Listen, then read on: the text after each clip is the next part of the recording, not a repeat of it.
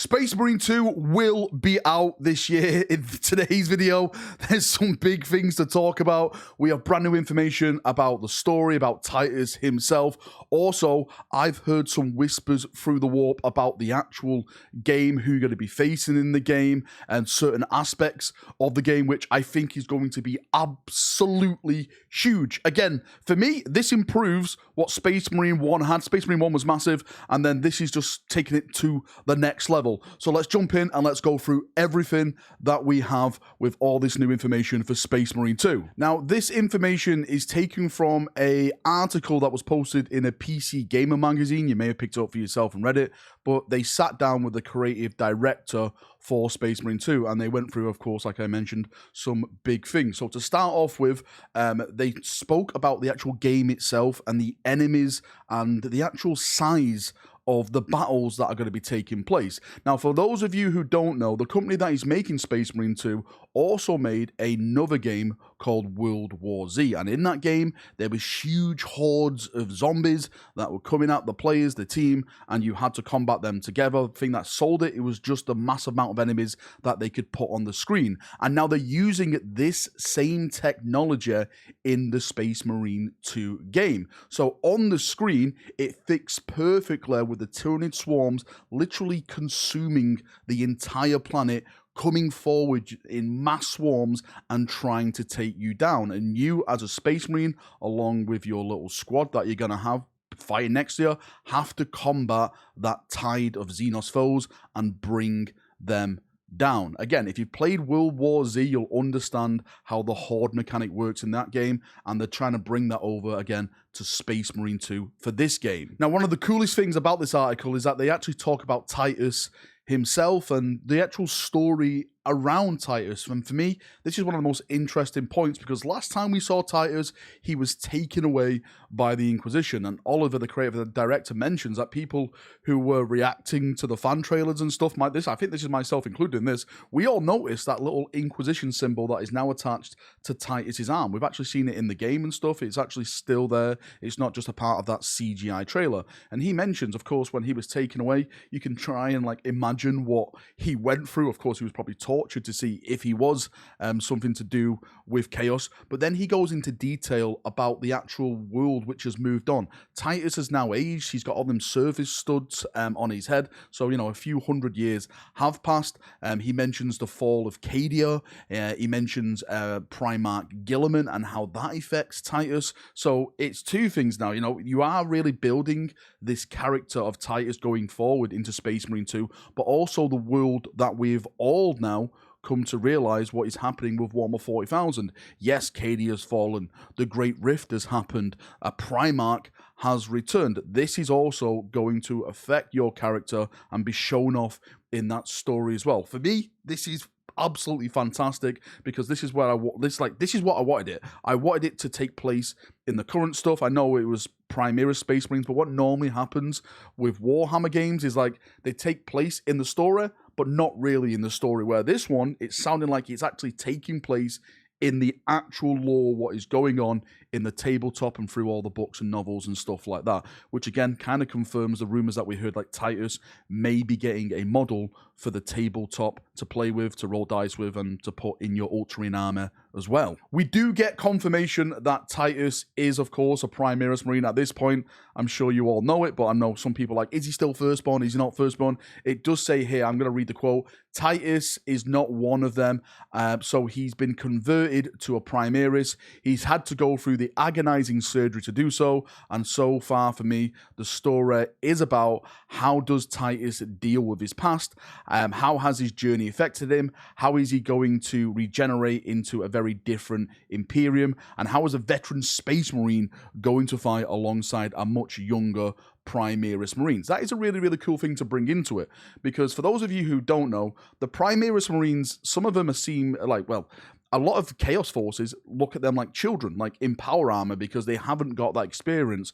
Titus, of course, is a veteran who's been converted into a Primaris Marine, so he's got that experience, and now he is basically upgraded, but the Primaris Marines around them, they're still battle raw, so it's probably going to be up to him to lead them, to show them the way, just like he was trying to do with Leandros, but hopefully none of them will betray him and hand him over to the Inquisition again. Now, just briefly before we go into the news, which I'm excited to talk about, there is a brief mention about weapons. Again, I'm going to read it straight from the article, so I'm not tripping over everything, because a lot of people have been asking, what can we actually wield? We've seen stuff already, like the bolt rifle. We've seen like the Eradicators, guns and stuff like that already. But it does mention here, it says there will be a diverse arsenal of iconic weaponry, from brutal chainswords, thunder hammers, to devastating bolt guns and plasma rifles.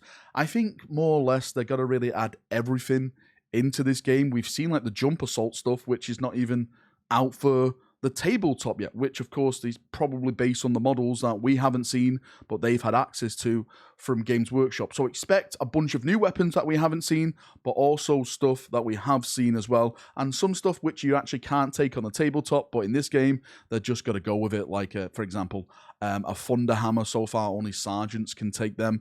You don't have like Primaris lieutenants or captains who can take thunder hammers, but in this game, you got to have that freedom to swing and just smash everything that's in front of you. Now, ending the article, it mentions something which I really want to talk about. This is one of the big things I want to talk about here, because it says Oliver couldn't confirm or deny whether co-op was part of Space Marine 2, but it seems safe to assume that at very least Titus won't be alone facing the impossible odds. Now, we know when they show the CGI trailer off, we know from Space Marine 1 that you have been accompanied by, you know, Leandros and the sergeant, the veteran sergeant and stuff like that. That was in Space Marine 1.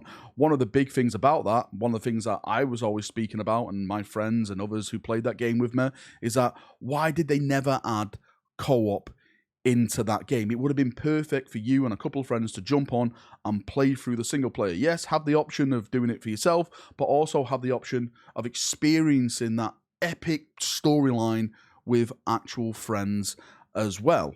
Now, as I stated, this article says it cannot confirm or deny this, but I'm moving on to the rumor segment of this video now. Again, rumors are rumors. It's lies until it's confirmed by the actual sources. I'll always say that.